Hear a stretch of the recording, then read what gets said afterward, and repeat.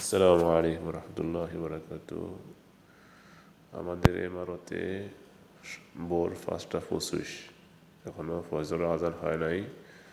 তো আমি কিচেনে আসছি, দেখেন একটা ইঁদুর দৌড় দিয়েছে এখান দিয়ে, এটাকে মারার চেষ্টা করতে হবে। আচ্ছা বাদ দেন, কিচেনে ঢুকার আগে আমি 7বার বিসমিল্লাহ পড়ছি। কিচেনে ঢুকে সালাম দিছি, 3বার সূরা ইখলাস পাঠ করেছি। আপনারা প্রত্যেকেই কিচেনে রান্নাঘরে ঢোকার আগে 7বার বিসমিল্লাহ পড়বেন, সালাম দিয়ে ঢুকবেন, 3বার সূরা ইখলাস পড়বেন। তো দেখাবো এখন, এই দেখেন আমার চুলাটা কি পরিষ্কার। আপনারা কাজ শেষ করে রাত্রে এগুলোকে পরিষ্কার করে দেবেন।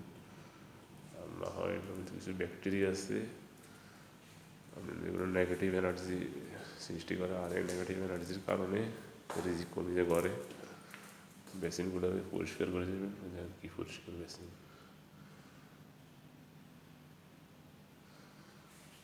রাত্রে কাজ শেষ করার পরে বেসিনগুলোকে একদম পরিষ্কার করে দেবেন।